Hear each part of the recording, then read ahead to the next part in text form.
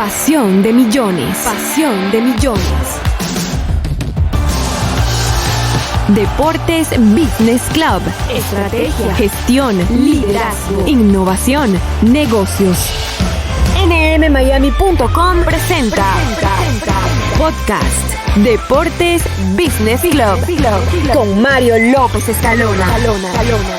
Mayo 2020, la Bundesliga, la primera división del exitoso fútbol alemán, reiniciará actividades, dando el ejemplo, asumiendo el reto de lo que algunos definen como la nueva normalidad. El mes de junio y también julio serán claves para la reactivación de las otras grandes, Premier League, la Liga Española, la Serie A italiana y la Liga 1 francesa. Paralelo en nuestro continente, se estudian las alternativas. ¿Qué pasará con Copa Libertadores de América? ¿Qué pasará con la Sudamericana? ¿Se reanudará la Liga MX, la Major League Soccer? Pues hoy vamos a tener un invitado muy especial para analizar aspectos correspondientes a la actualidad como empresa de cara al futuro, la estrategia planteada por los llamados dueños de equipos de la Liga MX. Total que de inmediato presentaremos a nuestro invitado. Pues es un momento ideal para darle la bienvenida a Leo Vega, el poeta Leo Vega, con su trascendencia en opinión, una personalidad de los medios de habla hispana, hoy asentado en su nueva casa, en Unánimo Deportes Radio. ¿Qué tal, Mario? Fuerte abrazo, Doc. Gracias por tus palabras. Como bien lo dices, ya cómodamente instalado en nuestra nueva casa, en Unánimo Deportes Radio, después de 13 años en ESPN Deportes, de la cual guardamos el mejor de los recuerdos, en un lugar donde aprendimos mucho, donde profundizamos mucho en el conocimiento principalmente de periodismo, de aquellos que habíamos salido de la cancha al micrófono hace ya casi 25 años, y como tú lo dices, tratando de vivir una nueva realidad, tal vez una realidad diferente a la que vivíamos, no solamente desde el punto de vista deportivo, sino también social. No tenemos que acostumbrar a nuevos protocolos, a una nueva forma de vida, pero sabemos que el hombre a lo largo de la historia, el ser humano se ha reinventado muchísimas veces y esta no va a ser una que nos deje por el camino. Seguramente también la sortearemos y seguiremos adelante. Hay varios espectros, dependiendo del país donde nos ubiquemos, del continente, de la forma de salir adelante y de retomar este movimiento de la industria del fútbol, que alguna vez dijo mi compatriota Eduardo Galeano, al cual admiro muchísimo, de que es la cosa más importante de los asuntos o menos importancia. Hoy, Dios lo tenga en la gloria, la realidad creo que le niega un poco esa frase, porque entra dentro de las cosas importantes del ser humano, parte de la vida social de aquellos que somos amantes del fútbol, y hay un vacío inmenso. Yo estaba hablando hoy con los compañeros en nuestro programa de la mañana y les decía, si dentro de toda esta pandemia y todo este problema tuviéramos la mínima posibilidad de que se jugara con estadios cerrados y vivir el fútbol del mundo semana a semana, seguramente el dolor y la pesadumbre sería mucho menor, Mario. De acuerdo, totalmente. Hay un nexo simbólico y hay un profundo nexo emotivo de historia, de tradiciones familiares, de una impronta de años, de muchísimas décadas, incluso hasta siglos, en instituciones deportivas que en cuanto al desarrollo y la evolución de la sociedad con todas sus imperfecciones, pero la que nos ha tocado vivir, avanzó hacia el tema de la industria, ¿no? Lo que puede ser, en definitiva, el establecimiento de criterios de gestión de alta gama. Hoy lo entendemos así. Por allí en el sitio donde habitualmente resides, en los Estados Unidos, adelantados en una serie de empresas, la referencia de lo que significa la NFL, la referencia de lo que significa la NBA en cuanto al desarrollo potencial, al crecimiento, al buscar caminos para el desarrollo comercial de la industria del deporte profesional. Y una realidad que hoy, en cuanto al fútbol, que es el más universal de los deportes, pues tiene, como bien lo mencionas, diversos matices, diversos componentes. Una Bundesliga que va a ser pionera para el reinicio de actividades, ¿sí? Luego la urgencia en UEFA para plantear el retorno a las competencias, cerrar las 5 grandes en sus torneos locales y luego cerrar la Champions, presumiblemente en el mes de agosto. Las ligas se cerrarían hacia finales del mes de julio en cuanto al máximo de ello, y la realidad imperante en territorio americano. Muy de cerca sigues la Liga MX y la Major League Soccer. En cuanto a la Liga MX, días turbulentos, cuando la tendencia es socializar, compartir, ser solidarios, establecer caminos en conjunto, están por borrarse el ascenso, la liga previa al salto profesional, a la Liga MX. Tu evaluación valiosa, Leo. Mira, primero quiero tocar un tema que pasaste por el camino de esta rica conversación que estamos teniendo y me parece que es importantísimo cuando tocas el tema de Bundesliga. Yo en mi carrera paralela que llevo a la del analista, que es la del entrenador de fútbol, después de haber sido jugador, de formador en los Estados Unidos, de integrar universidades, de integrar academias y un montón de cosas, me he preocupado muchísimo por aprender, y una de las fuentes donde he mamado lo que es la metodología futbolística ha sido en Alemania. Además de haber estudiado en España, de haber estudiado en algunos momentos en Italia, he ido durante 20 años, principalmente 2-3, a instruirme en Alemania, y me preguntan mis colegas aquí muchas veces en los Estados Unidos, ¿cómo es Alemania? ¿Cómo se vive futbolísticamente? Y yo les digo simple y llanamente, imagínense un país tan organizado como Estados Unidos, pero fanático del fútbol. Para nosotros, la perfección. Por eso creo que la Bundesliga, apoyado y siguiendo los lineamientos que le da su primera ministra Angela Merkel, está tomando y tomó precauciones desde un principio para que esto no avanzara tanto, y seguramente va a volver primera, y se dice que al principio va a ser con estadios vacíos, que inclusive se analiza la posibilidad de hacerlo con muy poco público distribuido y separado más adelante en una segunda etapa por todo el estadio. Ahora, después de haber tocado ese punto, te digo, la Liga MX tenía hoy en la tarde una reunión virtual entre todos los dueños, principalmente de lo que es la Liga de Primera División, el ascenso, la Segunda División y hasta la Tercera División. Habría que aquí rectificar o ratificar la decisión que se tuvo en un acuerdo ya hecho a principio de semana entre la Liga de Ascenso y la Liga de Primera División, que era abolir la posibilidad del ascenso por 6 años con el pretexto, entre comillas, para reestructurar la Liga de Ascenso, transformarla en una Liga de Desarrollo, donde se le pueda dar muchísima más posibilidad a los chicos menores de 23 años, que a veces no encuentran un lugar ni en la primera ni en el ascenso por la gran cantidad de extranjeros. Ese es el maquillaje con el cual habían trabajado toda esta decisión los que mandan en el fútbol mexicano, que son nada más ni nada menos que los dueños de las televisoras, los dueños de los derechos deportivos de los grandes equipos. Inclusive, yo quiero que tomes esto en cuenta, nosotros en Latinoamérica estamos acostumbrados muchas veces a gobiernos totalitarios que hasta inventan oposición para que esto parezca democracia. En la primera votación es tan curioso de ver equipos que estaban comprometidos en el ascenso de los más grandes como las Chivas de Guadalajara, que decíamos, esto se va a hacer para salvar a Chivas, que votó a favor de que haya ascenso y descenso. Pero ¿qué pasa? Después que sabemos los votos que hay, después que sabemos que nuestra postura no va a servir para nada, nada más que para quedar bien, está bárbaro votar así. Entonces hoy se reunían nuevamente. En la mañana hablábamos con Miguel Herrera, técnico del América y un amigo futbolístico que tenemos desde hace mucho tiempo, y le decíamos, Miguel, ¿qué piensas de esto? Y dice, no, yo pienso que tiene que haber ascenso y descenso, porque tiene que haber premio y castigo por lo bueno y lo malo que se haga deportivamente. Pero tranquilo que no va a pasar nada. O sea, y bueno, yo ahí ya se me cayó el alma a los pies, ¿no? Seguramente maneja datos que uno no maneja. Llegamos a la tarde, por unanimidad se termina decidiendo refrendar lo que se había hablado en la reunión del lunes, se anula la posibilidad del ascenso y descenso por 5 años, se le va a permitir a 2 equipos de la Liga de Ascenso jugar en Primera División, seguramente de forma casi inmediata o a mediano plazo.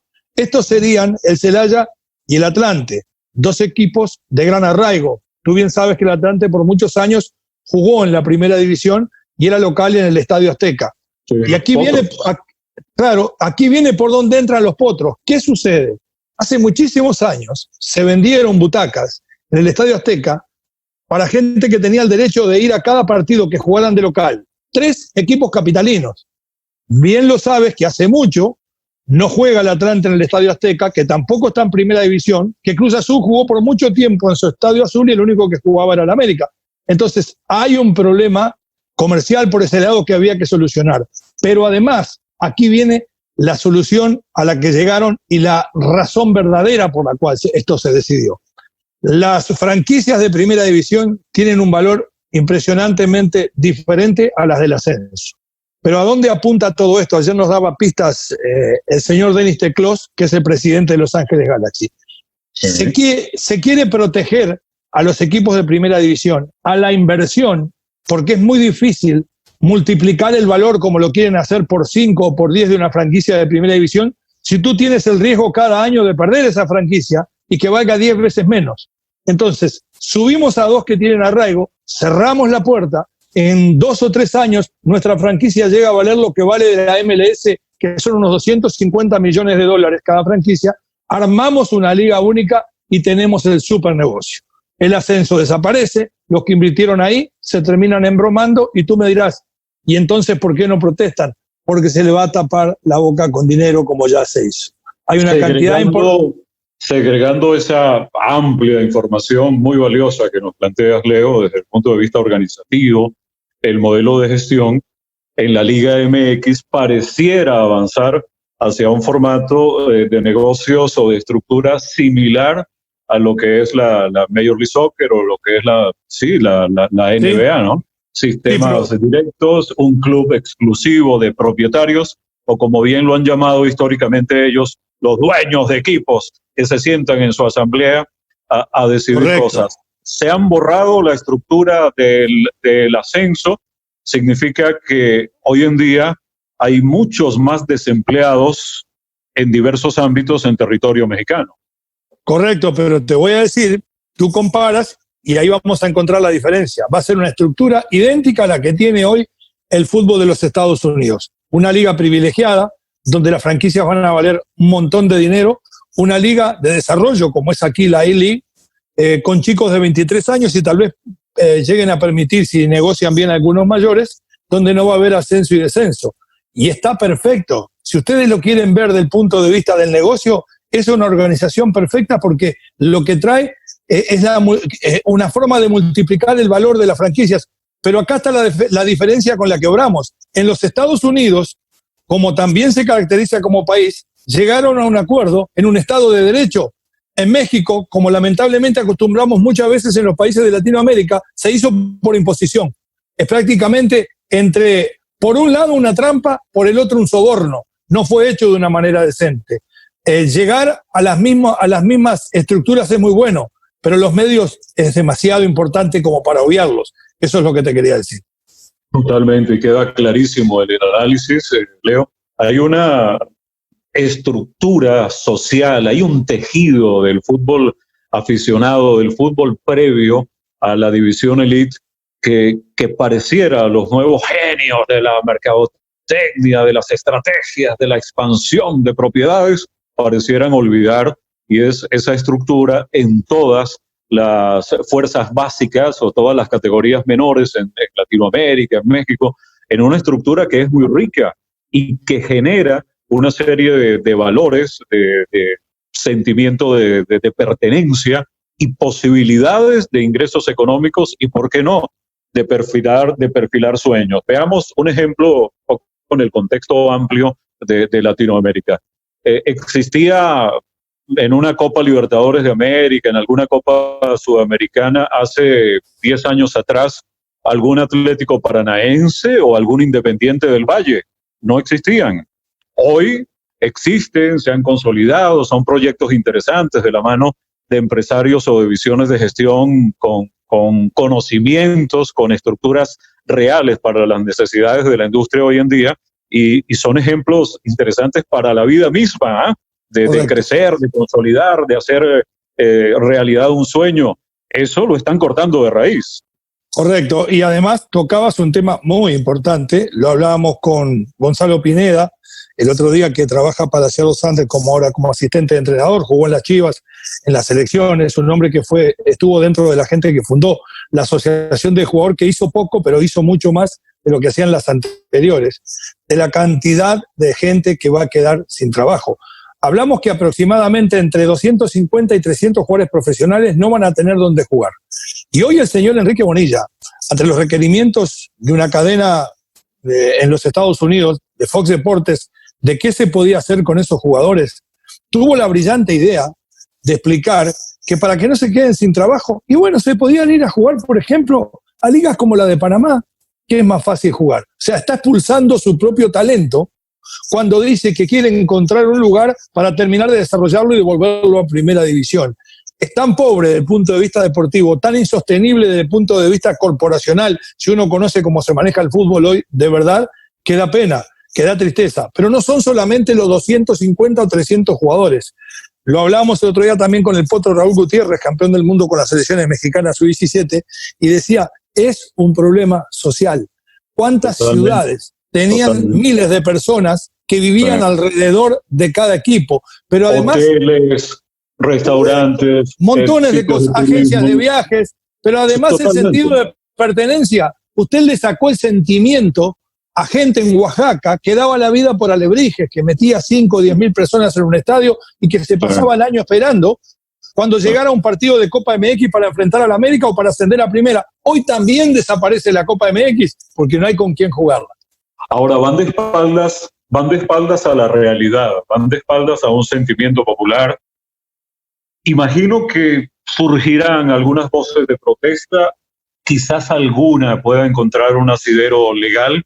Sorprende, diríamos, si existiera la ética como bandera y una gestión apropiada, la CONCACAF y la FIFA ya hubiesen encontrado también seguramente una respuesta y habrían planteado exigencias muy diferentes a estos pseudo dirigentes del fútbol mexicano que han cometido, la verdad, un grueso error, un error lamentable que pone en juego, como bien lo mencionas, el trabajo de, yo diría, de miles de personas, el sueño tal vez de millones y el sueño tal vez de millones en territorio mexicano, en aras de una fusión que a mí a estas alturas no sé hasta qué punto al fútbol mexicano le convenga.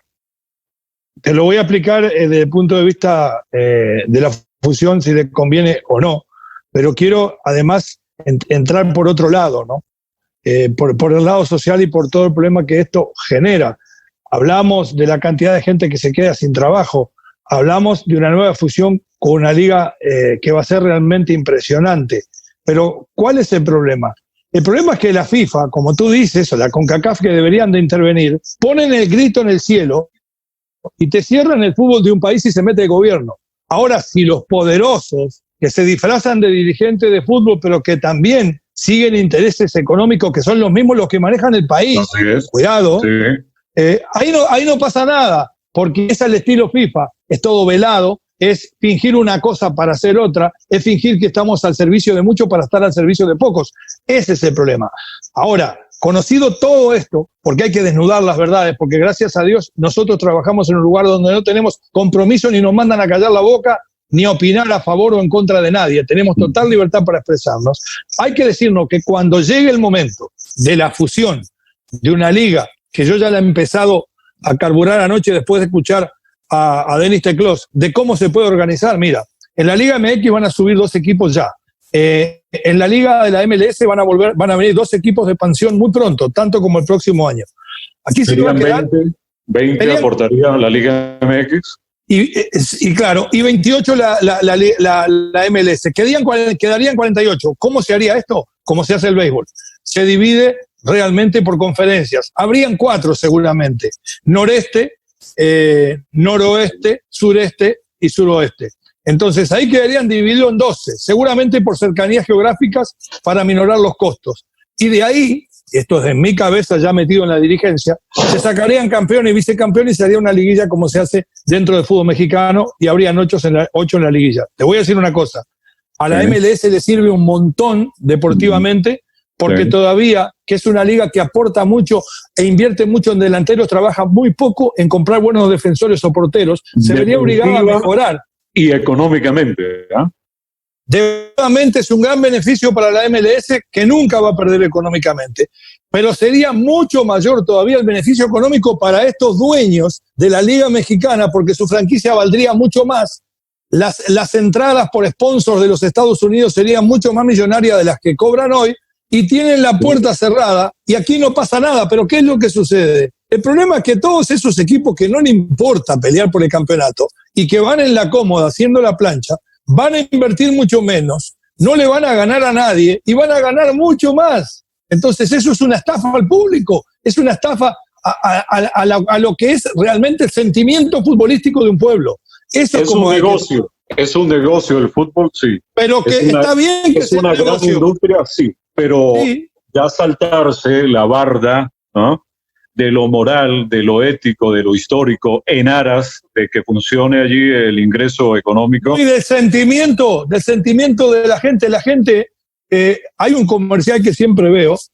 Que dicen, el padre le pregunta al hijo, papá, ¿por qué le voy a la América? Y el papá le dice, no le vas a la América, de la América eres. Así somos los latinoamericanos, yo soy de Peñarol, tú serás de otro equipo, uno del otro, el otro es de Alianza Lima. Es un sentimiento. Nadie empezó a jugar al fútbol de niño ni a ir a los estadios pensando en el dinero. Fuimos de pasión y eso es lo que mantiene el fútbol. Caramba, es lamentable la decisión tomada por los dueños de equipos, de la Liga MX, cerrar la categoría de ascenso, teóricamente, durante 5 años. Estas decisiones de Televisa y de TV Azteca, porque tienen multipropiedad en algunos equipos y que puede manejar a los demás con dinero y con los derechos de televisación. Eso es lo que han hecho históricamente, que primero era el monopolio Televisa y luego entró a jugar TV Azteca. Y repartieron el ganado. Sí, y a los cuales se han sumado una buena cantidad de estos medios regionales o globales, correcto, a cuyos periodistas o figuras mediáticas les vemos desde hace un buen rato haciendo campaña por y lo que es peor, Mario, haciendo entrevistas con preguntas que le convienen al que va a contestar, para ayudar a engañar a la gente. Eso es lo que no se debe permitir y lo que no se puede perdonar cuando lleva su cabeza en la almohada un comunicador. Ser parte de la trampa, no ser parte de la verdad. Queda seguramente mucho tema por tocar al respecto para este avance de Deportes Business Club. La verdad que potente en cuanto a conceptos, en cuanto al análisis de la realidad futbolística, sobre todo acentuada en la Liga MX. Ampliaremos detalles más adelante también para dar una visión a la Major League Soccer, entendiendo que en sus sueños de grandeza y de facturación querrán competir con Europa y todo aquello, cuando en realidad en el análisis frío entendería que el consumo, más allá de sus fronteras hoy en día, tanto de la Liga MX como de la Major League Soccer, es bastante bajo. Correcto, y además decirte, Mario, yo que uno por funciones que cumple desde el punto de vista deportivo, estoy permanentemente yendo, a veces hasta una vez al mes a Europa. Te digo que ha hecho tan bien las cosas la MLS en materia de venta, que vas a cualquier país europeo y por las noches se ve la MLS, ya sea en vivo o repetido, y no se ve ni un partido de la Liga Mexicana. En eso también la Liga Mexicana iría abrazada a la MLS. Bien, y la historia está de este lado, ¿no? Lamentable. Un fuerte abrazo, Leo, gracias por tu presencia en Deportes Business Club y queda una pendiente más adelante, ¿eh? Mario, fuerte abrazo, Gol, para ti, para toda audiencia, y aquí estamos siempre. El fútbol primero que nada, y la pelota, como dijo alguien que la manchó, no se mancha. Podcast Deportes Business Club con Mario López Escalona. Gracias entonces, Leo. Fuerte abrazo de gol para ti también. El agradecimiento al ingeniero Jesús Carreño, la voz que acompaña nuestras identificaciones, Jessica Carreño, y todo el respaldo técnico de Anexo Estudio. Soy Mario López Escalona.